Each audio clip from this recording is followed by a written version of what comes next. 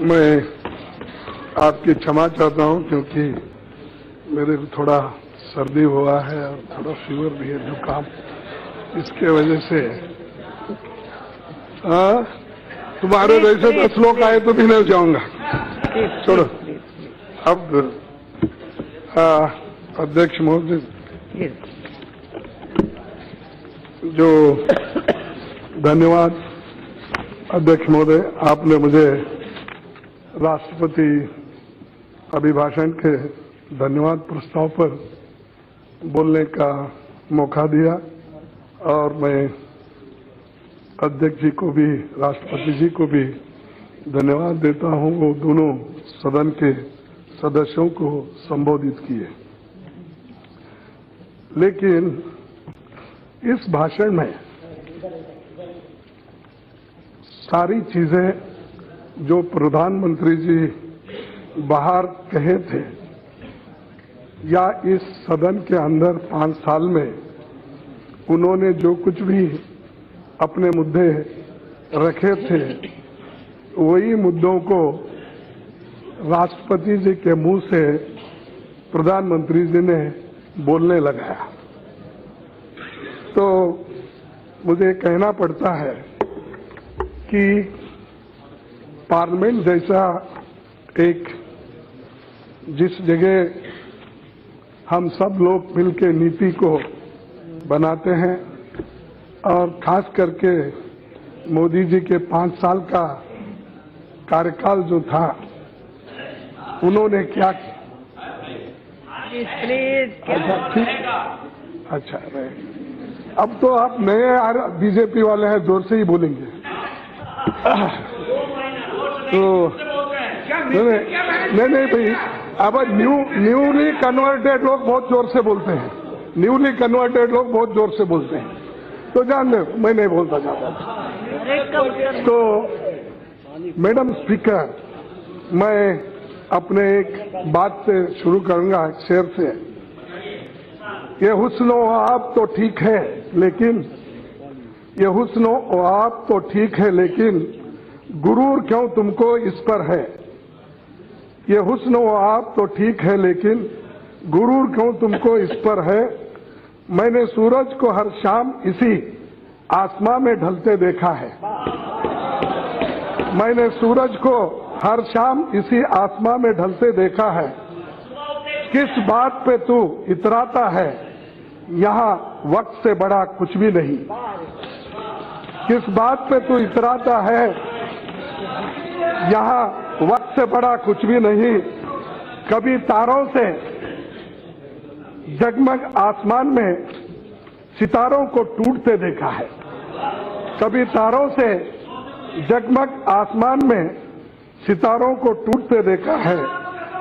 लेकिन हमारे prime minister, ये जो कहा मैंने, उनको ये लागू होता है, क्योंकि हमेशा वो अपनी ही बात कहते हैं और खास करके दूसरों की बात को कभी मानते नहीं।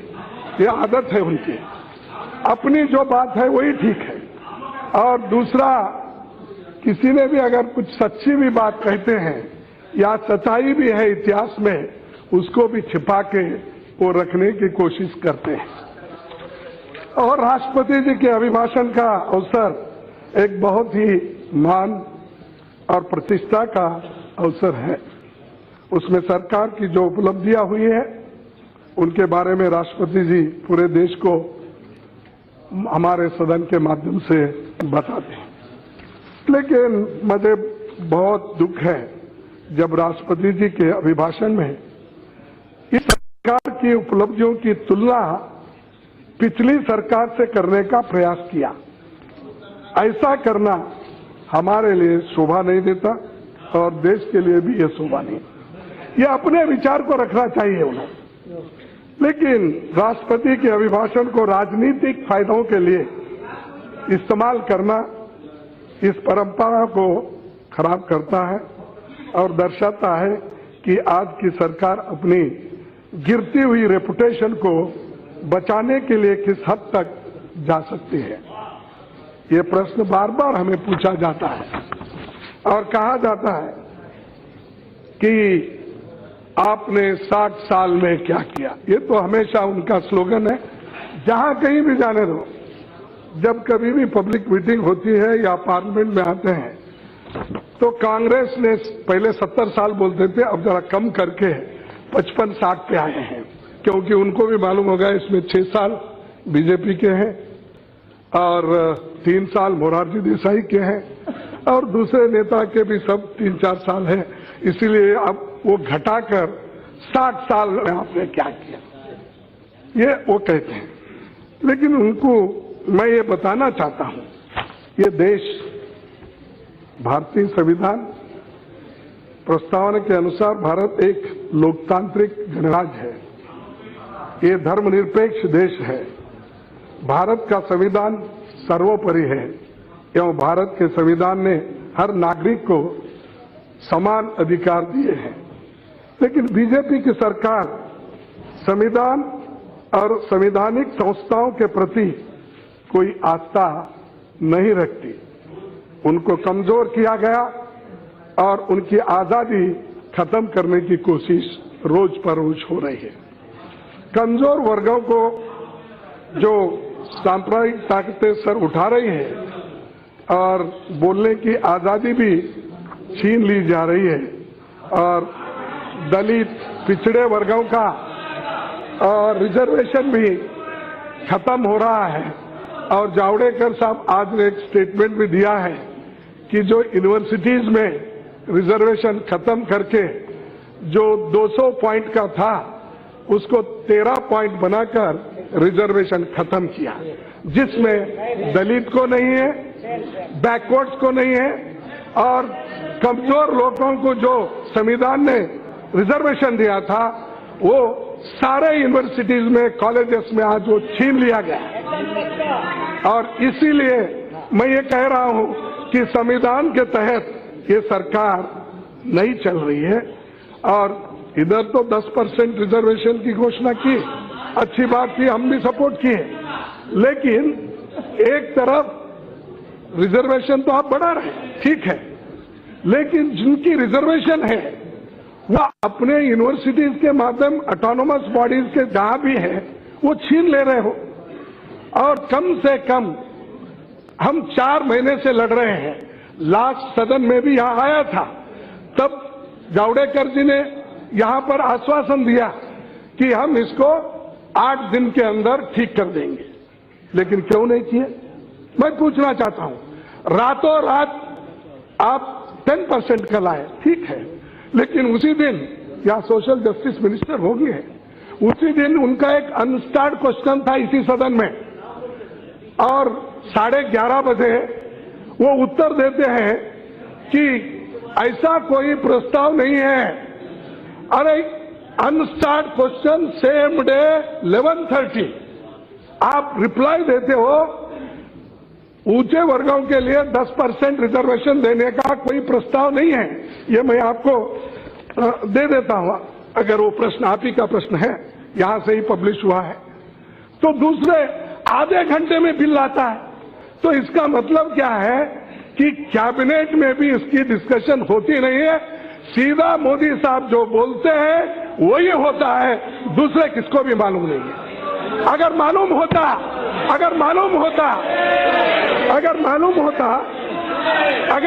होता ये प्रश्न अनस्टार्ड क्वेश्चन का उत्तर ऐसा क्यों आता, उसी दिन क्यों आता, और उसी दिन आप छानबीन नहीं कर सकते? क्या आप इसको देखते नहीं? तो मैं पूछना चाहता हूं कि आप हमेशा ऐसी गड़बड़ी में अपने कानून लाते हो, तो जब होना लाना पास करना चले जाना, और जो जरूरी है उसको नहीं लाते। तो ये एक मेरा उनसे कहना है कि कम से कम दूसरों को भी देखो। हम हमेशा अच्छी चीज को सपोर्ट करते आए हैं और यहां विरोधी पक्ष में जितने भी लोग बैठे हैं, जो भी अच्छी चीज आती है, कहीं वो एक्ट यूनानिमसली हो गए, एक आधा हो सकता है जब बिना अभिप्राय हो सकता है, उसके ऊपर अलग अलग। अब मैं आता हूं कि चंद आंकड़े देता हूं आपको, क्योंकि मोदी जी हमेशा युवकों को दिशाभूल करने के लिए और आजादी के बाद जो जनरेशन आया है उनको कहने के लिए वो हमेशा ये कहते हैं कि 60 साल में तुमने क्या किया। तो मैं छोटा सा एक 4-5 कॉलम बताऊंगा हमने क्या किया, क्योंकि वो आपको भी याद रहे, कभी मौका मिले तो ये आप कह देना। तो 60 साल में हमने ये किया। लिटरेसी रेट आजादी के बाद मैडम 16% था 1951 में, और 2014 में हम छोड़े तो 74% था। तो बढ़ी या घटी? और दूसरा लाइफ एक्सपेक्टेंसी पहले 32 साल था और आज 70 साल 2007 का। इन्फेंट मोर्टेलिटी रेट 165 डेथ्स पर 1000 इन्फेंट्स होते थे, आज 38 है। और इरिगेशन, क्योंकि इरिगेशन की बहुत बात होती है, अब प्रधानमंत्री सिंचाई योजना वो AIBP को तो one drop more crop, so many drops no crops, तो ये रहने दो। तो इरिगेशन हरी क्रांति तो हमने लाई। जिस देश में एक अनाज का दाना नहीं मिलता था, लोग क्यों में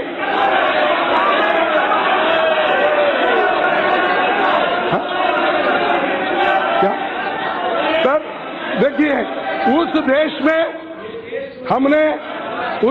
में हमने इरिगेशन प्रोजेक्ट तैयार करके, और मैडम स्पीकर आपके माध्यम से उनको कहना चाहता हूं, 22 मिलियन हेक्टेयर इरिगेशन था 1947-51 में, 68 मिलियन हेक्टेयर हमने 2014 तक बनाया।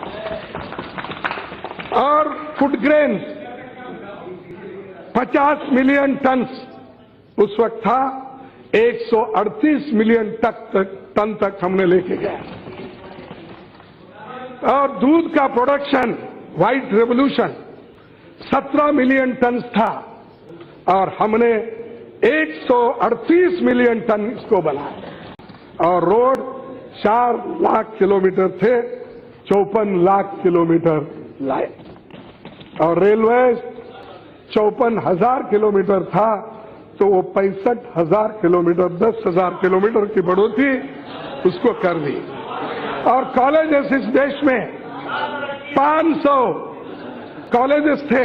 अरे उस तरक्की से तो तुम पढ़े हो, तुम कहा मोदी जी के जमाने में कॉलेज में पढ़े हो? चुप बैठिए। कॉलेज 500 थे मैडम, अब 37,000 ये 2014 तक कॉलेज हमने बनाए। ये है, अभी भी लिस्ट पढ़ सकता हूं, लेकिन उसमें नहीं जाता, क्योंकि सारी चीजें उनको मालूम है। मालूम रहते हुए भी वो लोग ये कहते हैं कि इसको अलग रख दो। नए लोगों को तो मालूम नहीं है, तो उनको दिशा भूल करने के लिए अपनी बात बोलते रहते हैं, कुछ नहीं करे, कुछ नहीं करे, क्या कुछ ऐसा कहते हैं। ये उनका हमेशा डायलॉग होता है। लेकिन ये हमने किया, आपके सामने रखे। और ये आंकड़े मेरे नहीं, 2011 के सेंसस के आंकड़े आपके सामने रखा। और उसके बाद में ये पंचवार्षिक योजना पंडित जवाहरलाल नेहरू जी इसलिए लाए थे कि एक सिस्टमैटिक डेवलपमेंट हमारा देश का हो। तो इसीलिए उन्होंने पंचवार्षिक योजनाओं में इकोनॉमिक एक्सपर्ट्स, फाइनेंशियल एक्सपर्ट्स और दूसरे भी जो प्रोफेसर्स, ऐसे जो बड़े बड़े विद्वान थे, उनको उन्होंने उसमें बिठाकर और कई योजनाएं उन्होंने लाई, जैसा कि बाकरा नांगल का हो, हीराकुंड हो, रींद हो, तुंगभद्रा हो, नागार्जुन हो, टेरी हो, ऐसे बहुत से 10-20 का आंकड़े पढ़ता हूं। ये सब पंडित जवाहरलाल नेहरू जी और उसके बाद कांग्रेस की जो हुकूमत थी, उन्होंने ये सब किया है। तब इसके बारे में कुछ नहीं बोलते। अरे इतने बड़े बड़े जितने भी प्रोजेक्ट किए वो हमने किया और किसी ने नहीं किया। और दूसरा, ये प्लानिंग कमीशन को तो आप खत्म कर दिए और नीति आयोग लाए। नीति आयोग क्या है? ये एक दिखावटी संस्था हो गई और ये फाइनेंस मिनिस्ट्री का एक अंग हो गया। इसको कोई इंडिपेंडेंट सोच नहीं है। अगर प्लानिंग अपने विचार को सामने रखता है तो उसका कहीं पर विचार नहीं किया जाता, सिर्फ उनको एक फाइनेंस डिपार्टमेंट का एक छोटा सा डिपार्टमेंट के नाते इस्तेमाल कर रहे हैं। और दूसरी चीजें जो एम्प्लॉयमेंट जनरेट करने के लिए पब्लिक सेक्टर्स जो हमने लाई, ये तो सब आपको मालूम है। ये भारत हेवी इलेक्ट्रिकल हो, सेल हो, HMT हो, हिंदुस्तान एरोनॉटिक हो, ये सारी चीजें, यहां तक कि एटॉमिक एनर्जी जैसी संस्थाएं हमने की और आर्यभट्ट जैसा सैटेलाइट लॉन्च से भारत उन देशों में शामिल हो गया जिनका अपना नाम एक सैटेलाइट में आज भी है। और 1974 में भारत ने शांतिपूर्ण तरीके से परमाणु परीक्षण किया जिसने दुनिया को चौंका दिया। और इंदिरा गांधी जी के समय अंतरिक्ष में पहली बार एक भारतीय व्यक्ति जो राकेश शर्मा 1984 में भेजा गया। जब इंदिरा गांधी जी ने उनसे पूछा कि वहां से भारत कैसा दिखता है, तो उन्होंने कहा सारे जहां से अच्छा। यानी ये जो काम हमने किया, तो भाई थोड़ा तो क्रेडिट दो। अरे नहीं, आपके दिल में क्या है? जब नफरत है, नहीं, जब आपके दिल में नफरत है और आप नफरत से भरे हुए, आपका पूरा शरीर ही अगर नफरत से भरा हुआ है तो कौन क्या कर सकते हैं? तो इतना सब काम होने के बावजूद फिर भी आप जाते हो 70 साल में क्या किया, 60 साल में आपने क्या किया? अरे ये किया, देश को बचाया, खाना दिया, दूध दिया, विद्या दी, पानी दिया, सब कुछ दिया।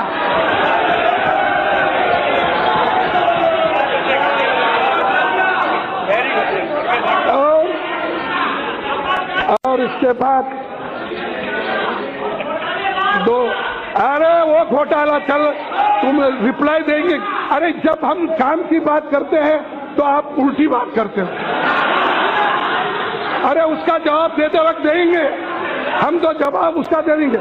लेकिन हम जब इतनी तरक्की की है लेकिन आप क्या किए? तालियां बजा के नौजवानों को दिशा भूल करने की, अगर उनमें भ्रमता पैदा करने की बात अगर करेंगे, आज नहीं कल जो आप जो कह रहे हैं, सत्य से दूर की बातें जो कर रहे हैं, लोग आज न कल उसको ठुकराएंगे। तो मैं आपसे ये कहूंगा मैडम, और एक आप जीडीपी की बात करते हैं, मैं पैसों में बोलूंगा कि 1947 में इस देश की जीडीपी इसमें मनी वैल्यू में 3 लाख करोड़ रुपए थे और 13-14 तक जीडीपी 98 लाख रुपए हो गया। 3 लाख से 98 लाख तक अगर किसी ने किया, ये कांग्रेस पार्टी ने किया। और 60 साल में कांग्रेस पार्टी ने हमारे देश के जीडीपी को लगभग 33 गुना बढ़ाया। और कांग्रेस सरकार के 5-6 और 7-8 के बीच में भारत को आज तक का सबसे ऊंचा 9.6% जीडीपी ग्रोथ रेट दिखाया। जब 2008 में सारा दुनिया में जो एक आर्थिक स्थिति बिगड़ गई थी, लेकिन हिंदुस्तान की आर्थिक स्थिति इतनी पक्का थी तो उसको कोई हिला नहीं सके, आगे बढ़ते। ये अपनी काम है। और मैं आपसे और भी बताना चाहता हूं मैडम, जो इनके जमाने में 7.5%, 7 या 7.5 5% एक जीडीपी ग्रोथ का होने वाला था, होने के एक अंदाजा था। लेकिन इन्होंने क्या समझा, 7 अगर हो गया तो हम लोग क्या कहेंगे कि जीडीपी ग्रोथ नहीं हो रही, तो फिर तो आंकड़े के बेस बदल गए। तो बेस जो बदला, उन्होंने नए आंकड़े बनाए और 8% उन्होंने अपनी जीडीपी को बताने की कोशिश कर रहे हैं, और ये भी मोड़ तोड़ के जोड़ के करने की कोशिश कर रहे हैं। और ये सबको मालूम हो रहा है आपकी अचीवमेंट क्या है, आप कैसा इसको कितना बड़ा चढ़ा के कहते हैं, ये सबको मालूम है। अगर यही जीडीपी ग्रोथ है तो अनएम्प्लॉयमेंट क्यों बढ़ रहा है, मैं पूछता हूं। अगर यही जीडीपी ग्रोथ है तो इन्वेस्टमेंट क्यों नहीं आ रहा, मैं पूछता हूं। और मैं आगे ये भी कहूंगा मैडम, सच ये है कि जमीन से आसमान तक, बुनियादी ढांचे से लेकर रॉकेट साइंस तक, लड़ाकू टैंक से लेकर मिसाइल तक, अनाज से लेकर दूध के उत्पादन तक, आप कहीं भी उंगली रखिए आपको कांग्रेस कांग्रेस कांग्रेस दिखेगा। यही मेहनत, देश के लिए कुर्बानी और सफलता की कहानी हमारी नजर आएगी। हमने दुनिया में एक आत्मनिर्भर, सक्षम और स्वाभिमानी देश के रूप में अपनी जगह बनाई।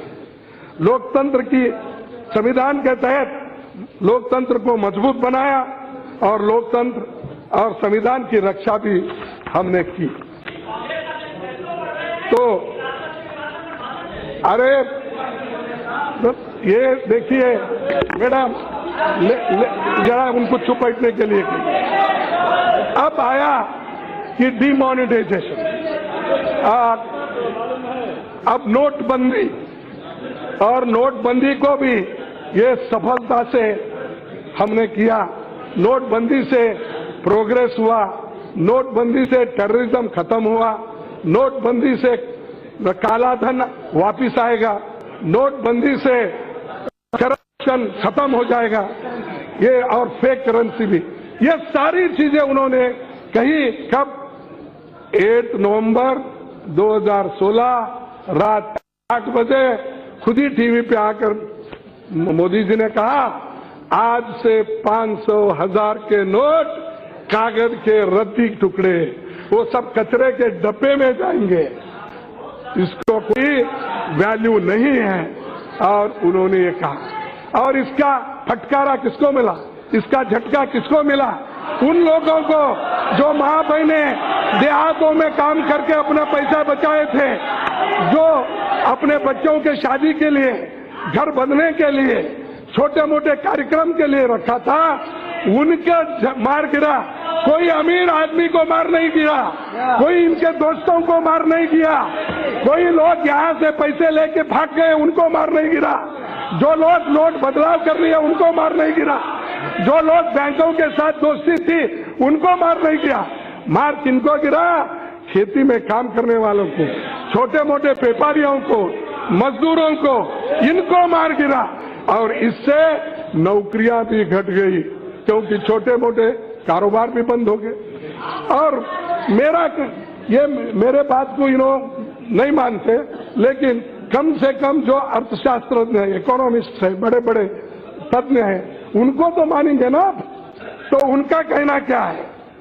एक इस देश के जाने माने इकोनॉमिस्ट है मनमोहन सिंह जी, और वर्ल्ड में भी उनका बहुत बड़ा नाम है। और उन्होंने यही कहा, जब जीडीपी नोटबंदी जब हुई, तब उन्होंने ये कहा, it is a monumental mismanagement failure and it is a case of organized loot and legalized plunder of the country economy। आज यही सिद्ध हुआ है। और उसके बाद अरविंद सुब्रमण्यम, जो पूर्व मुख्य आर्थिक सलाहकार थे, उन्होंने यही कहा, demonetisation was a massive draconian monetary shock. In one fell swoop, 86% of the currency in circulation was withdrawn. A real GDP growth was clearly affected by demonetization. Growth had been slowing even before, but after demonetization, the slide accelerated. ये मेरा नहीं, economist का कहना है। आगे government का adviser और अमृता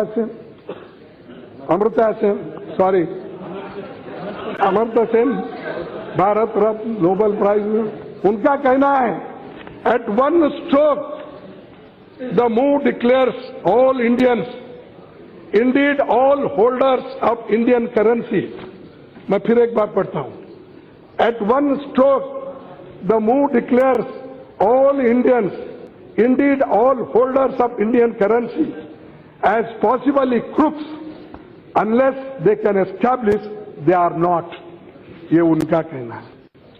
तो ऐसे और ऐसे जो इकोनॉमिस्ट हैं नोन वर्ल्ड के रिनोन, उनका ये कहना है। और आज आरबीआई में, मैडम क्योंकि आप सुन रहे हैं क्या, कुछ नींद आ रही शायद? Thank you very much, thank you. तो आरबीआई के 2 अगस्त 2018 में ये रिपोर्ट उन्हीं का है, और यहाँ के बहुत से नेता लोग, finance committee, public accounts committee, estimate committee, बहुत से कमेटियां में भी है। अब वो आरबीआई कहता है कि 99.99 पैसे वापस आ गए। फिर कहाँ गया भाई तुम्हारा कालाधन, कहाँ है? और बोले कि कालाधन मैं लाऊंगा, हर एक को 15-15 लाख दूंगा, और हर नौजवान को ये बोले कि 15 लाख आपके जान। कांग्रेस पार्टी ने 80 लाख करोड़ लूटा। ये इनके दोस्त कोई रामदेव जी महाराज, उन्होंने कहते थे, तो इन्होंने भी वही शुरू किए। कम से कम अगर वो बोले, अब प्रधानमंत्री जी तो नहीं बोलना चाहिए, तो बनने वाले थे, क्योंकि उनके इलेक्शन मैनिफेस्टो में था, सब कुछ था। 13.5 साल का उनको तो अनुभव था चीफ मिनिस्टर होते। इन्होंने भी बोलना शुरू किया, हर एक के जेब में 15-15 लाख डालूंगा, हर साल 2 करोड़ नौकरियां दूंगा। ऐसी गलत प्रॉमिसेस करके, ऐसा गलत प्रॉमिसेस करके आप सत्ता पे आके बैठे हो, फिर भी झूठ बोलने का छोड़ रहे नहीं। मेरे को यही समझ में नहीं आया। तो ये सर, मैडम स्पीकर, मेरा ये कहना नहीं, ये पार्लियामेंट्री स्टैंडिंग कमेटी ये कहती है, finance, parliamentary standing committee on finance. आप बहुत उठिए। आप कृषि मंत्रालय ने नवंबर 2018 में एक रिपोर्ट में कहा कि नोटबंदी के कारण किसानों को बहुत परेशानी हुई, क्योंकि किसानों को बहुत परेशानी हुई क्योंकि उनके पास खाद, बीज आदि के लिए पैसे नहीं बचे थे। बाद में सरकार यू टर्न हो गई, बाद में बोली भाई ये रिपोर्ट अगर दिए सरकार की बदनामी होगी, इसीलिए फौरन इसको बदलो।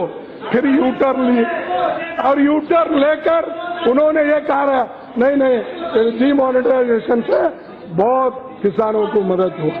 अरे एक तरफ आपका रिपोर्ट आप ही बोलते हैं, दूसरे तरफ आप उसको बदला देते हैं, तो ये आपकी आदत है।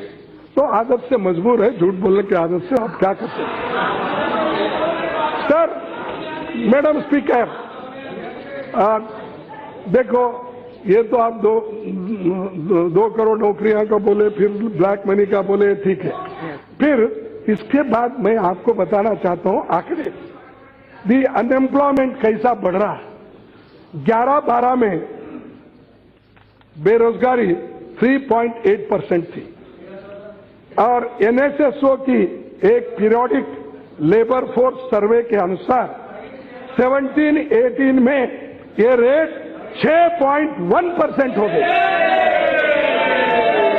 फिर इस रिपोर्ट के सरकार ने जनता से छुपा कर रखा था, इसीलिए एनएसएसओ, ये नेशनल सैंपल सर्वे ऑर्गेनाइजेशन के 2 सदस्य वो रुक गए और वो राजीनामा देकर चले, क्योंकि वो सब मेंबर्स, चेयरमैन जैसे 2 मेंबर।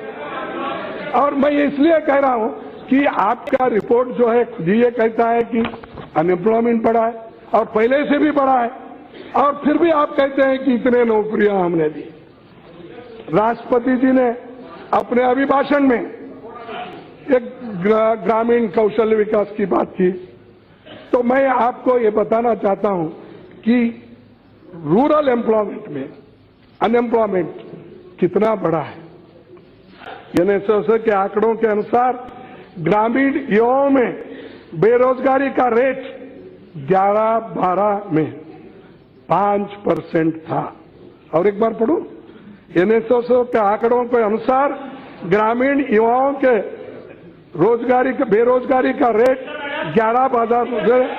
5% से और 17-18 में 17.4% पहुंच गया। और दूसरा, ग्रामीण महिलाओं के लिए ये उस वक्त 4.8% था अनएम्प्लॉयमेंट, अब बढ़कर 13.6% हुआ है। और मैं इनके पास नौकरियों की भी कमी नहीं है। पॉइंट 275 मेरे भाषण में 2753 275(3) कहता है कि the evidence given before A committee shall not be published by any member of the committee or by any other person until it has been laid on the tables। तो जो अभी उन्होंने एग्रीकल्चर का कोट किया, हमने वो पेश नहीं किया है रिपोर्ट। यदि उन्होंने कोट किया इज मिसलीडिंग द हाउस, तो इसीलिए या तो उनको माफी मांगनी चाहिए या एक्सपंज करना चाहिए वो सारा चीज। मैडम स्पीकर, और जुलाई जुलाई 2017 में रेलवे में कम से कम अब तक आपके पास 2,50,000 वैकेंसीज है। एक तरफ तो अनएम्प्लॉयमेंट बढ़ रहा है और देहात में भी, यानी रूरल इंडिया में भी, अर्बन में भी। और वैकेंसीज कितने हैं आपके पास? रेलवे में 2,50,000, मार्च 2018 में पोस्ट एंड टेलीग्राफ में 55,000 वैकेंसी, और जनवरी 2018 में केंद्रीय विश्वविद्यालयों में 16,000 वैकेंसी, और एआईआर दूरदर्शन में 16,000 वैकेंसी, और जनवरी 2018 में सरकार के केवल 5 मंत्रालयों में लगभग 9,000 रिजर्व पोस्ट कैटेगरी के जॉब वेकेंट है। इतने लाखों वैकेंसीज रहते वो भी भर्ती नहीं कर रहे, नए एम्प्लॉयमेंट नहीं ला रहे, जो अनएम्प्लॉयमेंट बढ़ रही है उसको मानने को भी आप तैयार नहीं है।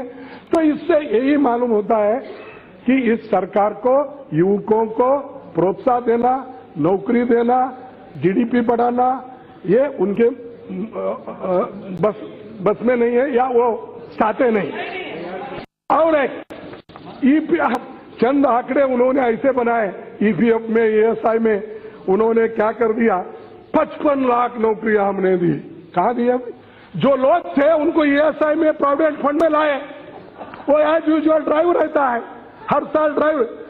इस बार जोर से ड्राइव होगा 55 लाख।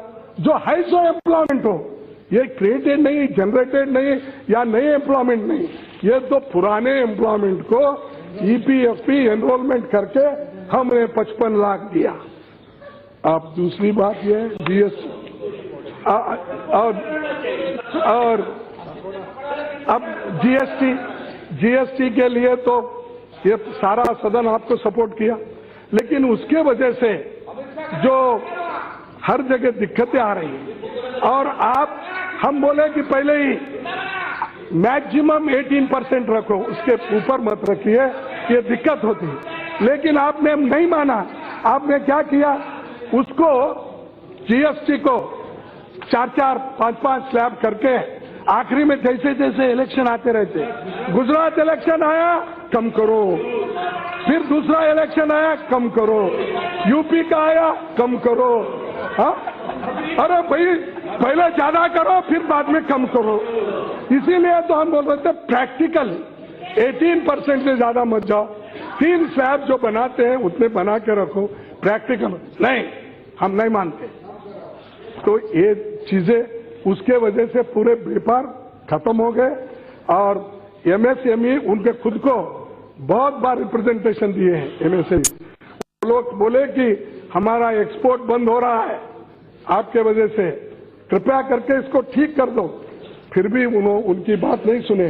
वोट तो उनकी लिए, लेकिन उनको मदद करने की कोशिश उन्होंने नहीं की। जब जब इलेक्शन आता उस वक्त कम होता तो कम करते जाते हैं वोटों के लिए। अब मैडम ये राफेल डील, तो हमने इस सदन में तो इसको बहुत उठाया, बहुत बार बातें की, लेकिन इसके बारे में उनका कोई जवाब नहीं है। कम से कम अगर आप इजाजत दिए 1 घंटा इसके लिए चर्चा के लिए वो तैयार हो जाए। ये राफेल डील गलत कैसी? अरे प्रधानमंत्री जी करना चाहिए मैडम, जिन्होंने अपने साथ एक एंटरप्रेन्योर्स को गए और अपना एग्रीमेंट करवाया, जिसकी इंसॉल्वेंसी हुई, परसों ही दाखिल किया 45,000 करोड़ 45 करोड़ रुपए की इंसॉल्वेंसी का पिटीशन जो दाखिल किया, उसको आप कॉन्ट्रैक्ट देते हो HAL का छीन के, और ऊपर से जिसको बोल्ट नट करने को भी नहीं आता वैसे आदमी को राफेल लड़ाकू जहाज बनाने का अगर देते हैं और उसमें 35,000 30 से 35,000 का घोटाला है, ये हम बोल रहे हैं। इसीलिए चर्चा के लिए यहाँ पर तैयार होने दो, सेपरेट चर्चा करेंगे। यहाँ कहीं भाषण में बोल के चले जाने का नहीं है। इसका कैसा हुआ, क्या हुआ, फ्रांस के राष्ट्रपति ने क्या कहा, इन्होंने जाकर किस ढंग से प्रेशर लाया और कैसा हुआ। इसीलिए मैडम स्पीकर, हम हमेशा मैं आपसे विनती करूंगा कि हमारा जो है ज्वाइंट पार्लियामेंट्री कमेटी बिठाओ, ये हम पहले से करें, आज भी कहूंगा, और जब तक ये समस्या का हल नहीं होता तब तक हम इसको इस इशू पे लड़ते रहेंगे। और दूसरी चीज मैडम, ये तो ठीक एक चल रहा, और HAL के जैसा 60 साल का उसको एक्सपीरियंस है, काम कर रहे हैं। तुम अगर अपनी बात को सही करने के लिए एक अच्छी संस्था को बदनाम करना चाहते हो, जो लोग वहां पर मेहनत करके इस देश के लड़ाकू जहाज जितने भी हैं उनको अगर स्पेयर पार्ट्स बना के देते हैं, उनका इंसल्ट करते हो, और एक आदमी जो इंसॉल्वेंट है उसको सपोर्ट करते हो, ये क्या सर? ये और दूसरी चीज, अरे आपके साहब बेचारे आपके डिफेंस मिनिस्टर को भी मालूम, मैडम इनके डिफेंस मिनिस्टर को भी मालूम नहीं।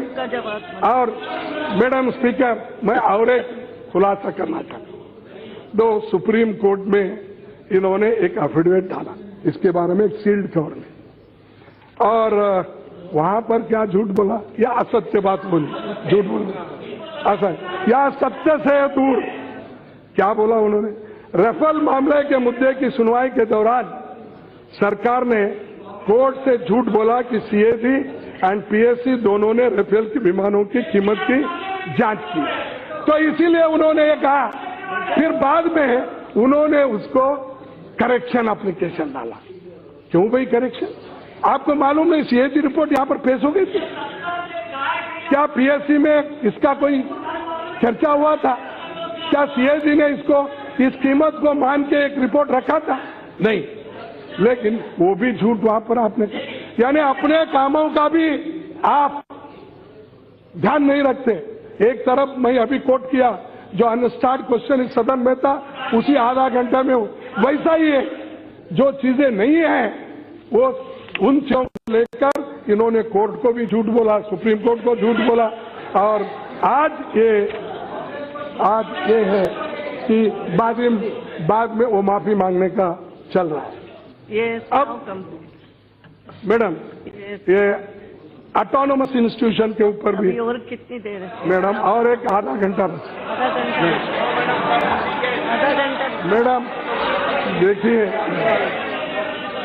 सर, ऑटोनोमस ये एक तरफ तो मेरे शब्द नहीं है, जुडिशरी एक रिटायर्ड जज ने एक रिटायर्ड जज ने कहता है, एक जज ने रिटायर होने पर कहा कि हाईएस्ट जुडिशरी को किसी एक्सटर्नल सोर्सेस के द्वारा रिमोट कंट्रोल की तरह चलाया जा रहा है। और दूसरा, आरबीआई का तो आपको मालूम है, आरबीआई के गवर्नर तो एक के बाद एक रिजाइन कर देंगे, यहां तक कि उर्जित पटेल को भी भेज दें। और उसके तो एक फिर उसके बाद अरे रघुराम राजन तो गए, उर्जित पटेल भी गए, फिर उसके बाद नीति आयोग के अरविंद पनिगर गए, चीफ इकोनॉमिक एडवाइजर गए Arvind Subramanian, PM economic adviser council के सदस्य सुरजीत भल्ला गए, और एनएसएसओ के 2 सदस्य वो भी चले गए घर। तो सबको इन्होंने एक एक करके दिया। और ये ऑटोनोमस बॉडी, और दूसरा सीबीआई, सीवीसी, ईडी, आईटी, सबके ऊपर दबाव।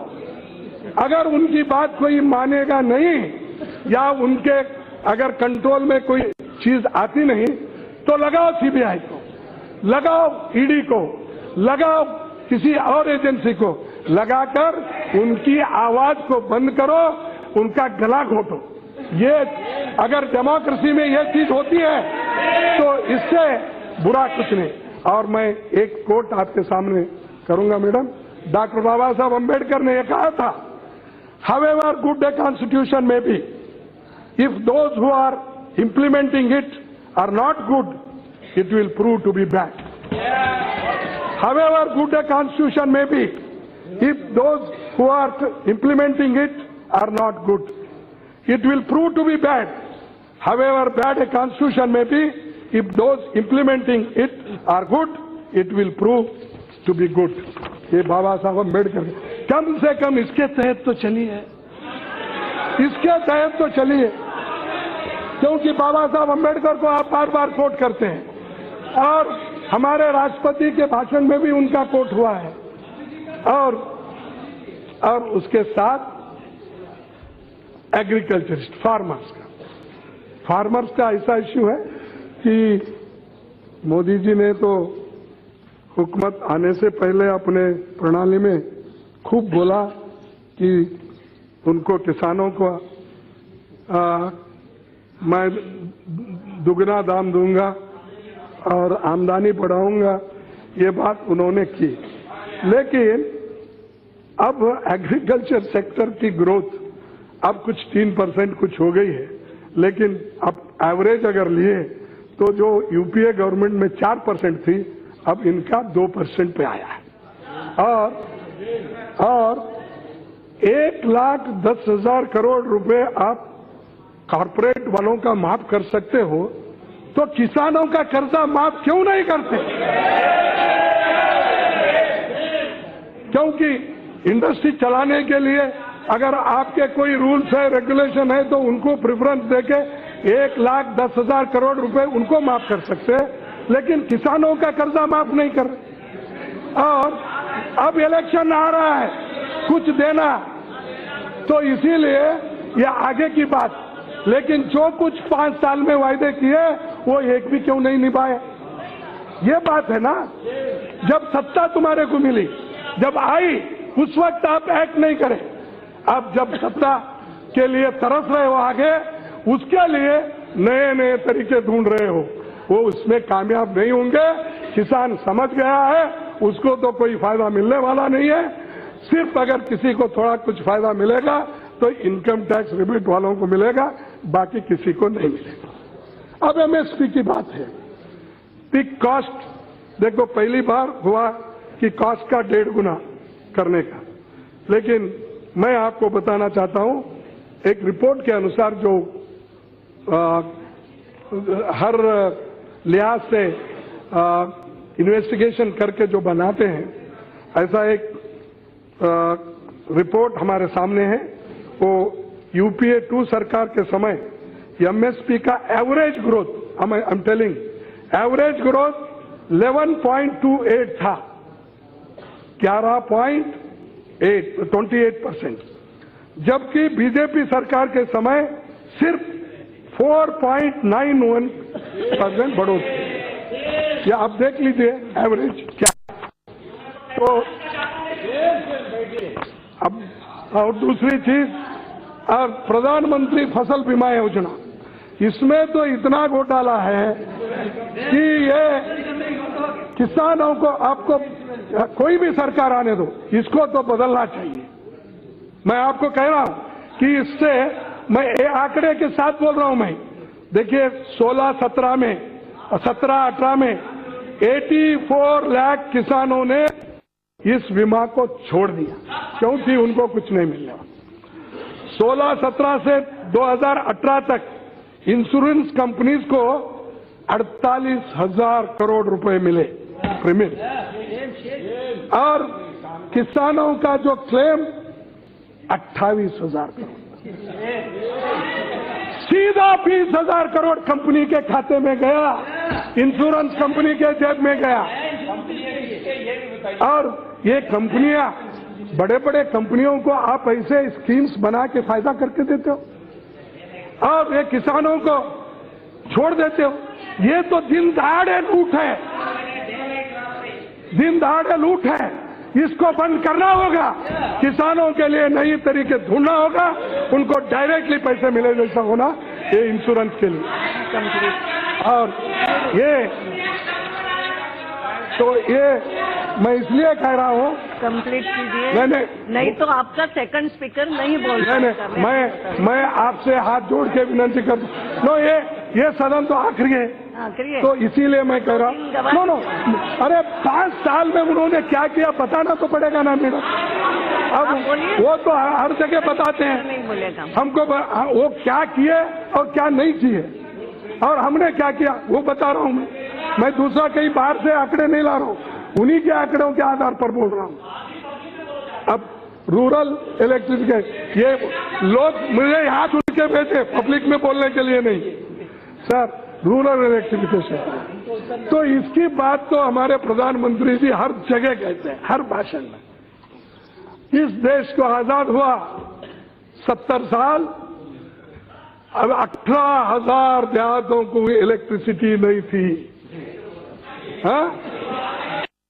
लेकिन इस 5 साल में 18,000 में से उन्हीं का, लेकिन ग्रामीण विकास मंत्रालय एक अपनी रिपोर्ट के मुताबिक जुलाई 2018 में उन्होंने कहा 5,000 गांव में बिजली नहीं पहुंची, हो गया।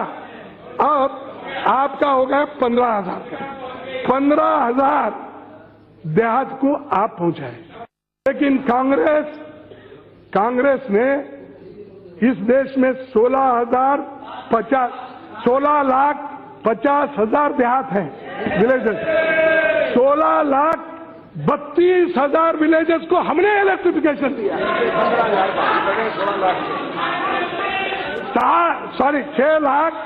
6,32,000 देहातों को हमने इलेक्ट्रिफिकेशन दिया और आप 12-13 को तो मैंने दिया। ये क्या है? अरे आप आंकड़े देखिए। आज एक प्रश्न था और उस प्रश्न में पूछा, मैं नहीं पूछा, आपने कहा कि नहीं ये बाद में पूछे, भाषण कर रहे कैसा भी उस वक्त लाए। तो इसलिए मैं पूछना चाहता हूं, अगर आप ये भूल गए 60 साल में 6,32,000 देहातों को हमने इलेक्ट्रिफिकेशन किया, तो ये सब जुमले हैं और जुमलों की सरकार ये ऐसी ही करते रहेगी। हम काम करने वाले हैं, वो जुमला बोलने वाले हैं। अब लॉ एंड ऑर्डर की सिचुएशन, मैडम स्पीकर, ये आपको मालूम है कि मिनिमम गवर्नमेंट, मैक्सिमम गवर्नमेंट, लेकिन इनके मिनिमम गवर्नमेंट में मैक्सिमम गवर्नमेंट में क्या हुआ, इतने लोगों को अगर लिस्ट पड़ा तो फिर लोग घबराएंगे कि कितने गांवों में लिंचिंग हुआ। ये ऑर्गेनाइज्ड लिंचिंग, जाति के नाम पे, धर्म के नाम पे, गोरक्षा के नाम पे और छुआछूत के नाम से। दलित अगर शादी कर ले के घोड़े पे बैठ के जाता, उसको उतार के मारते हैं। लेकिन आप यहाँ आकर एक लफ्ज नहीं बोलते हैं। कोई अछूत अगर मंदिर में जाता है, अगर कोई जाने नहीं दिया तो उसके खिलाफ आप एक्शन नहीं लेते। चाहे वो मैं जितने भी 10 मई 2015 से लेकर अब तक मैं पूरे पढ़ दूंगा कि आपने तो आया था सबकी रक्षा करने के लिए। आपने तो ये कहा दलित, वंचित, पीड़ित, जितने भी अच्छे शब्द है वो हमारे यादव जी बहुत अच्छा बोलते हैं।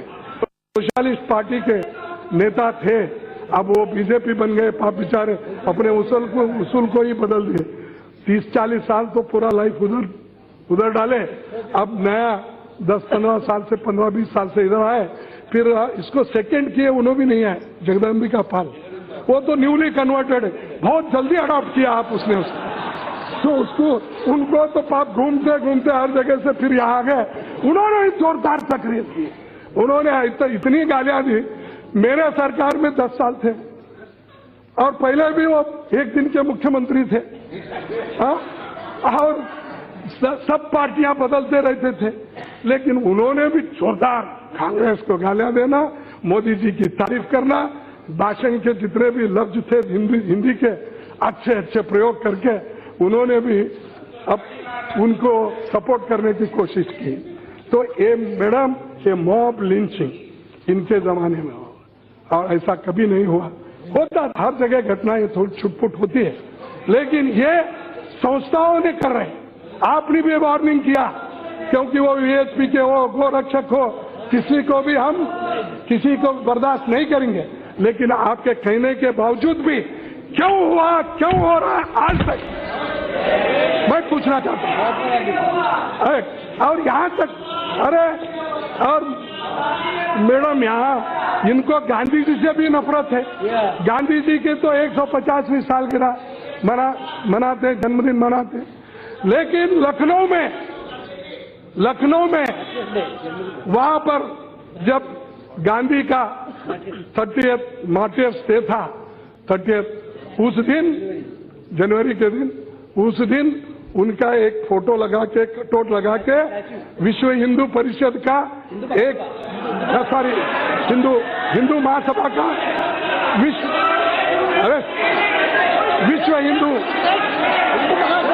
Hindu Mahasabha I correct it, Hindu Mahasabha, I correct it, not Hindu. ये वहां पर उसको ठहरा करके गोडसे को हार पहना के गांधी को शूट करने का अधिकार, गांधी जी को शूट, यह है। आपको कितने अरेस्ट किए, कितने लोगों को आप अरेस्ट किए, किनको जेल में डाले, ये सेम है देश के ऊपर, ये कलंक है। गांधी की फोटो रखते हैं, राष्ट्रपति जी का फोटो रखते, उनको राष्ट्रपिता मानते हो, लेकिन उनको मुख्यमंत्री सपोर्ट करते हो।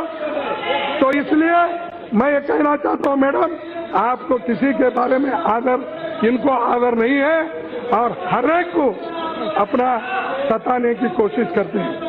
तो ये जो है, मैं ये भी कहूंगा कि जो इनका पेट्रोल और डीजल ये चीजें, तो क्या मैंने थोड़ा बोल के तो ये देखिए, अब पेट्रोल डीजल की इंटरनेशनल मार्केट में तो दाम गिरते गए, लेकिन आप दाम पहले जितने थे वही रखते गए।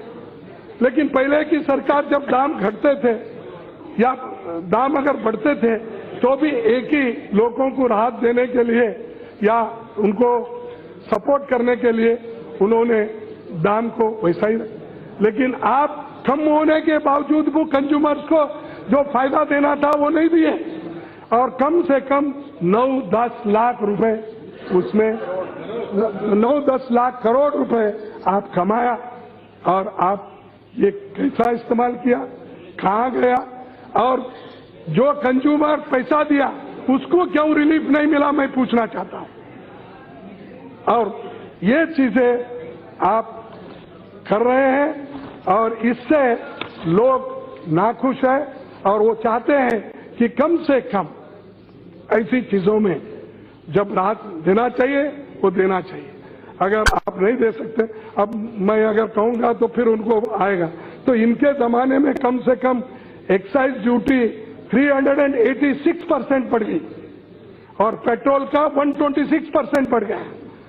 और कंज्यूमर से लूट के ये बड़े बड़े कॉरपोरेट कंपनियों को फायदा तो कर रही है और 1,10,000 तक मुनाफा उनको मुनाफा कर दिए।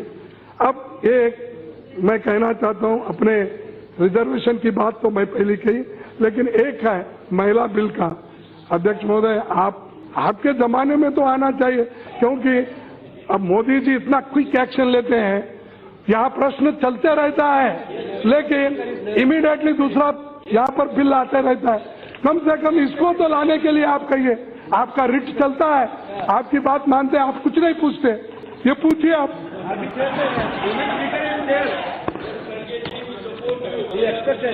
अब हमको तो पहले नरेगा की जब भी बात करते थे तो मोदी साहब, जेटली साहब हमारा मजाक उड़ाते थे।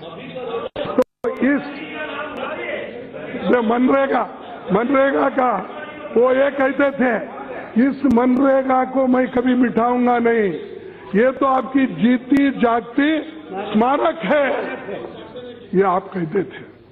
और आपके लोगों ने ये कहा, क्या कहा, अब ये सरकार कह रही है कि स्कीम गांव में गरीबी हटाने और गांव में उपभोग खपत बढ़ाने की एक उत्तम योजना है और इस साल के बजट में नरेगा का एलोकेशन क्यों 2% कम किए? मैं पूछता हूं, उत्तम अगर है और कम से कम 15 करोड़ लोग बिलो पॉवर्टी लाइन में जो थे वो ऊपर चले गए, तो आप इसको कम क्यों कर रहे हैं?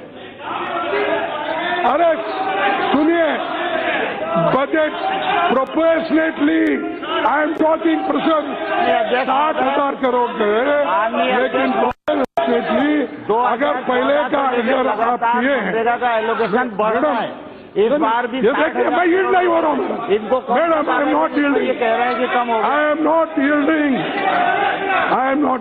पहले तो 100 दिन लोगों को मिलते थे, आज 40-50 दिन भी उनको मिल रहा है एक, और उसी लिए 2% बोल रहा हूं मैं। 50 आप 59,000 से 60,000 कर सकते हो, लेकिन प्रोपोर्शनेटली आपका परसेंटेज 2% से गिरा हुआ है। आप छोड़िए चुप। और दूसरी पॉवर्टी और सर पॉवर्टी एरेडिकेशन का उन्होंने खुद ही कहा और हमने इस पॉवर्टी इरेडिकेशन के लिए पहले से नरेगा स्कीम चलाया, राइट टू फूड, उसके बाद right to information, right to education, ये सारी चीजें हमने जनता के हित में लाई थी, लेकिन इन सभी को वो कमजोर कर और एक जी आप स्किल डेवलपमेंट हो गया। नहीं, एक मिनट, ये बेटी बचाओ बेटी पढ़ाओ की बहुत बात करें, लेकिन मैं राष्ट्रपति के राष्ट्रपति के इस भाषण में एक शब्द भी नहीं है, एक शब्द भी नहीं है उसके लिए। देखिए, इसको 6,040 करोड़ रुपए इसको अलॉट किए थे, खर्चा कितना, यानी अलोकेशन तो इतना किए, लेकिन हर स्टेट को कितना रिलीज किए? 160 करोड़ रुपए, 160 करोड़ रिलीज किए। Budget provision 644। तो ये इनका बेटी बचाओ और बेटी पढ़ाओ स्कीम और लोकपाल बिल लाने की कुछ, अरे वो तो कोल्ड स्टोरेज में पड़ा हुआ है और लोकपाल बिल में मैडम वहां पर एक प्रोविजन नहीं, हर एक में तो आप प्रोविजन किया कि जहां पर अगर रिकॉग्नाइज अपोजिशन पार्टी का लीडर अगर नहीं रहता, लार्जेस्ट पार्टी के लीडर को करना, लेकिन लोकपाल मेरे लिए नहीं, कल तुम्हारा हालत यही होगा। 2 पे थे तुम, 2 पे थे, याद रखो। मैं पढ़ा सुषमा स्वराज जी का भाषण कि वो बोली कि जब हमारे दो ही है तो हम यहाँ 116 तक आए, उन्होंने बात दिखाऊं क्या हो न है तो दिखा दूं, हाँ नहीं दिखा बोलो दिखा दूं। तो हार जीत होती रहती, उन्होंने ही माना। हम दो थे 116 आए, उन्होंने ही बोला। आडवाणी साहब अपोजिशन लीडर थे, उनका भाषण होने के बाद उनको चांस मिला। ये सब बैठो भैया आप अभी जरा। अब लोकपाल इसको एक क्या है, उसमें इतना ही अमेंडमेंट लाना है, अपोजिशन पार्टी लीडर और लार्जेस्ट पार्टी लीडर। दो शब्द लाने के लिए 5 साल चले गए, 4 साल 9 महीने 2 शब्द का अमेंडमेंट। ये इनकी हालत है और इस ढंग से वो काम है। और दूसरी चीज, और नहीं मैं 5 मिनट लेता हूं और उसके बाद बंद करता हूं। तो ये सरकार नाम बदलू सरकार है, नाम बदलू सरकार। मैं बोलता हूं कांग्रेस के स्कीम जो थे, basic saving bank, direct benefit transfer, इन्होंने उसको बनाया प्रधानमंत्री जनधन योजना। निर्मल भारत अभियान हमारा, स्वच्छ भारत अभियान इनका, राजीव आवास योजना हमारा, Sardar Patel national urban housing इनका, इंदिरा आवास योजना हमारा, प्रधानमंत्री आवास योजना इनका, राजीव ग्रामीण विद्युतीकरण योजना, दीनदयाल उपाध्याय ग्राम ज्योति आपका, Jawaharlal Nehru national urban renewal mission, Atal mission इनका, और national project on management of soil हमारा, सॉइल हेल्थ कार्ड इनका, राष्ट्रीय कृषि विकास योजना, ऑर्गेनिक फार्मिंग ये हमारा, परंपरागत कृषि विकास योजना इनका, Swavalamban Yojana, Atal pension Yojana, national skill development, universal immunisation programme, mission Indradhanush, national livelihood mission, Deendayal Upadhyay. ये नाम बदलू सरकार, इतने नाम बदले हैं और बोलते हैं कि ये नया स्कीम लाए हैं हम। कहाँ भी नहीं, सब पुराने स्कीम है और उसका नाम बदल दिए। और दूसरा, और बाकी का तो हमारे लोग बोलेंगे फॉरेन पॉलिसी, और इसमें मैं डॉक्टर अंबेडकर का और बसवण्णा का 2 कोट नहीं, क्योंकि राष्ट्रपति जी ने बसवण्णा का और अंबेडकर का कोट किया है। वो कोट बोल के मैं बैठ जाता हूं, मैडम अगर आप आगे बोले तो भी नहीं बोलूंगा, बस इतना। तो ये कोट मैं इसलिए कर रहा हूं कि देश के लिए,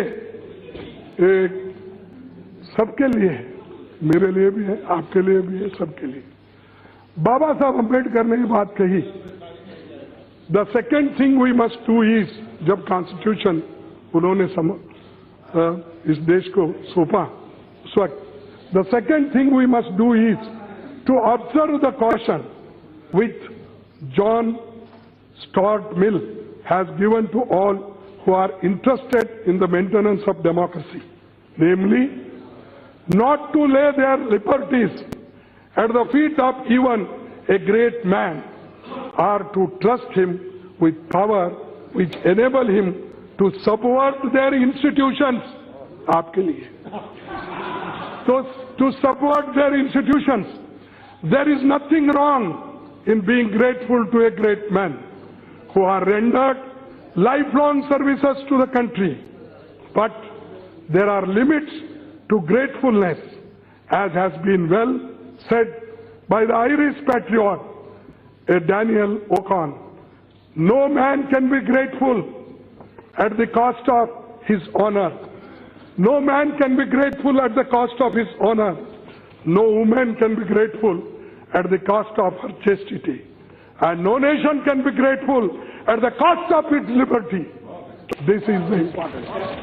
We can't, because just he is a great man, somebody is a prime minister. You might have got elected in his name, but don't be subvert. Gulam mat bano.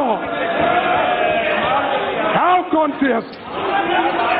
For in India, Madam Speaker, for in India, bhakti, what may be called the path of devotion or hero worship, plays a part in its politics, unequaled in magnitude by the part in its place in the politics of any other country in the world.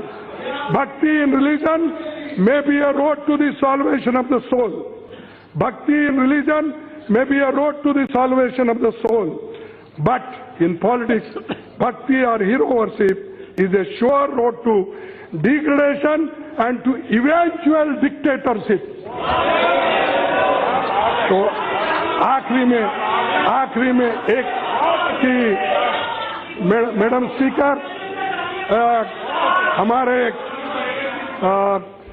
राष्ट्रपति जी अपना भाषण शुरू किए थे महात्मा बसवेश्वर के वचन से, दैवे धर्मद मूलोया, तो उससे उन्होंने किया था। और आप भी जब कर्नाटक में जाते ना कुछ बोल देते बसवण्णा के वचन, जो लोग भी आपको बता देते हैं कहते।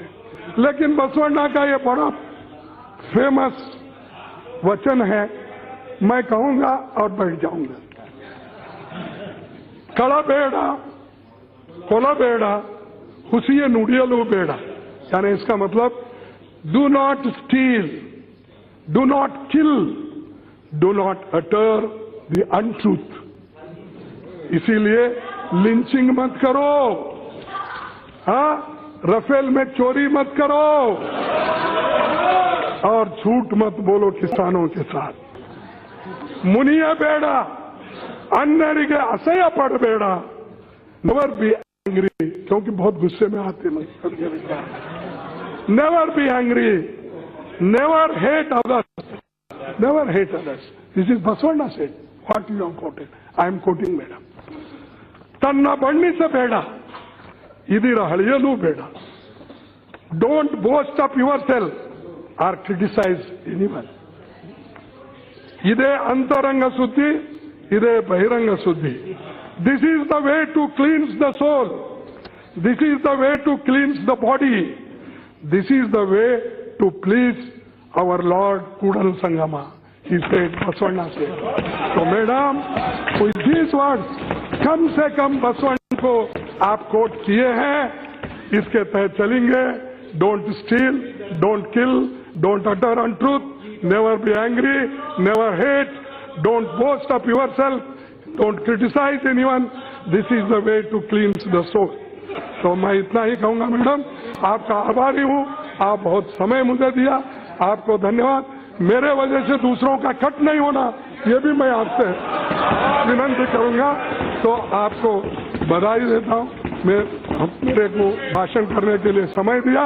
इतना कहते सभी को बहुत अटेंटिवली भी प्राइम मिनिस्टर सुने, उनको भी धन्यवाद देता हूँ। कम से कम उठे नहीं तो ऐसा तालियां बजाते कि परसों मोदी मोदी बोले तो दोनों हाथ से बजा रहे थे। फिर मैं उनसे मिला, मैं एक दिन मिला उनसे, शायद परसों या परसों, ये 4 दिन पहले। साहब जरा आपका हाथ बताइए, बोला मैं क्यों नहीं, हमको फर्स्ट एड को बुलाना चाहता था मैं, क्योंकि आप ऐसा खपका रहे थे कहीं आपके हाथ को चोट नहीं लगी तो देखना, तो उसीलिए मैं पूछा। तो यही कहता हूँ कि मैं थपथपाना, उठ के बोलना, चिल्लाना, जय बोलना ये बात और है, देश को चलाना, संविधान को बचाना, लोकतंत्र को बचाना ये बात और है।